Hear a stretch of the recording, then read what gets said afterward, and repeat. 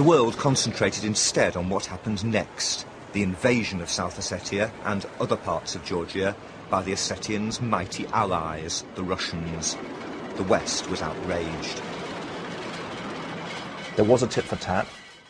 I think the Georgian action was reckless. I think the Russian response was disproportionate and wrong. And that is the series of events that have landed us where we are. The rights and the wrongs, both, of each side's actions need to be investigated, but they mustn't occlude the fact that a neighbour with 800,000 people in uniform then invaded a sovereign country that's recognised as part of the United Nations. In Gori, a Georgian town outside South Ossetia, the Russians occupied what was a brand new military base, newly equipped to NATO standards.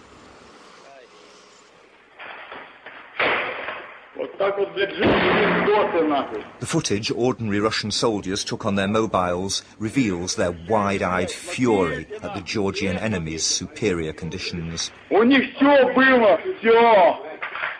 Охуенные кровати, блядь. Охуенная казарма с этими окнами, блядь. Как мы, блядь. Russia deliberately trashed this base to weaken Georgia militarily and to punish the country for its growing ties with NATO. And indeed, Georgians believe that it was to accomplish those objectives that Russia started the whole war in the first place. So who was to blame for the outbreak of war? In the Georgian capital, Tbilisi, they say they can prove it was the Russians. And Huel, names Sturdy and Huel. Sturdy and Huel. They're taking me to their top-secret monitoring centre, where evidence collected by this operative is at the heart of the debate. It's the tape of a phone call between two Ossetian border guards, apparently confirming that Russia began the war. One guard reports that a Russian armoured column has passed through the tunnel from Russia onto Georgian sovereign territory. What's crucial is the timing. The Georgians say the call was made at 3:25 a.m., some 20 hours before their attack. In the Georgian Interior Ministry, a senior official played me the recording.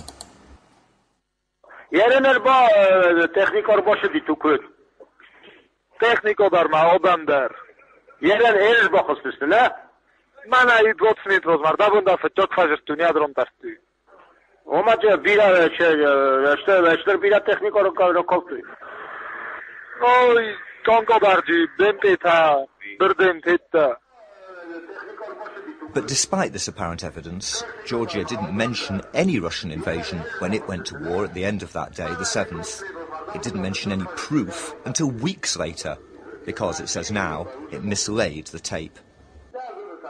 So even though this tape was so important as evidence of Russia's actions, you actually lost it for a month?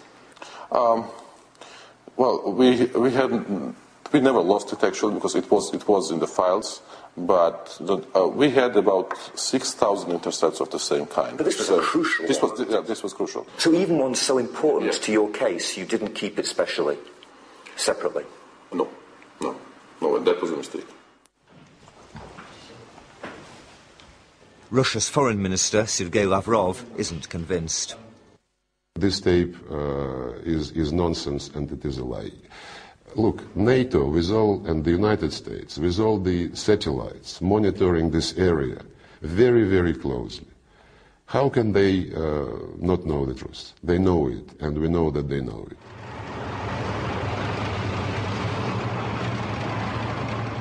Russia claims its army first crossed the border at the Rocky Tunnel on August the 8th, the day after the Georgian attack on Tskhinvali. I arrived by the same route, the first Western journalist since the war to be given unrestricted access to South Ossetia. If Georgia were right about the timing, Russian troops would have poured down this road from the 7th of August onwards. Far from having carefully planned their invasion, as Georgia has suggested, it seems the Russians had to scramble to get organised. Their intelligence was so poor that when they finally approached Tskhinvali on the 9th of August, their advance column drove straight into a Georgian ambush, a defeat witnessed by a Russian reporter who was himself wounded. На нас выскочил грузин A Georgian ran up. I was dressed in black jeans, an ordinary green jumper with a hood. And I said to him, "We're journalists." He shouted back, "We're killers," and fired a grenade.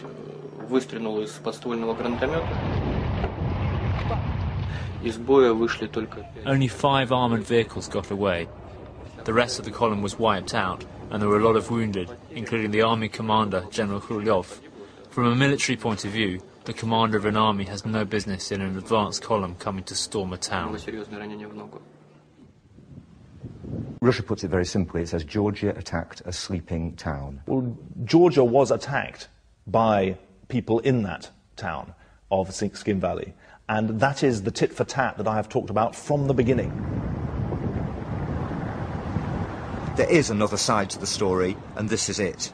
The wholesale destruction after the war of ethnic Georgian villages inside South Ossetia by Ossetian militia.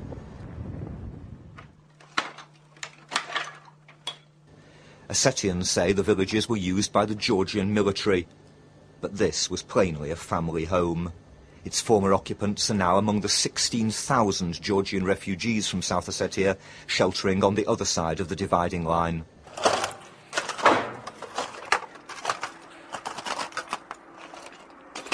It's hard to believe that the Georgian family who lived here will ever be allowed to return. The destruction of this house and hundreds of others is a deliberate act of ethnic cleansing. In Skin Valley, I met one of the perpetrators. It was not cleansing. There wasn't any genocide of the Georgian people. No one was killed. They were given a corridor so that they could calmly get out of there. When they'd left their villages, their houses were burned so they didn't return. It's enough just to set light to the curtains and the whole house will flare up. If you ever want to burn someone's house, that's my advice. Simply set light to the curtains and that's enough. By the time those houses were burned, Russian troops had finally arrived in force, driving the Georgians out of South Ossetia. But the Russians failed to prevent the willful destruction of civilian property. No, this is not ethnic cleansing. This was also the area of the war. The Georgians, when I say that the Georgians were moving their artillery and tanks closer to Tskhinval, this also included the Georgian enclaves inside South Ossetia, where they secretly organized strongholds. But we've talked, for example, to Ossetian militiamen who talked about how they burnt and destroyed those houses after the immediate conflict. Shouldn't Russia somehow have prevented that from happening? Well, of course, when your city is attacked, when your loved ones, when your relatives, when your children, when your parents, brothers and sisters are being killed brutally, you can go emotional and you can go really in a very unwanted way. But while Russia's forgiving of its Ossetian allies, has the West overlooked possible crimes by its Georgian partners? The phrase tit for tat doesn't in some way, you don't think, diminish what appears to be at least partly indiscriminate action against civilians. Tit for tat implies fighters. Well, tit for tat, military tit for tat, is people attacking each other and trying to kill each other. And so you may think that is not a serious description. I think it is a serious description. And at no stage have we belittled any of the suffering or the death that has been caused. What I think is important is that whatever the dispute between South Ossetians and Georgians, whatever the rights and wrongs of what each of them did, and I've talked at every stage about wrongs as well as rights, that does not justify one country invading another. An Ossetian view of the conflict is summed up by a neighbour who stops me as I leave. I bow down before the great Russian people. Thank you for everything.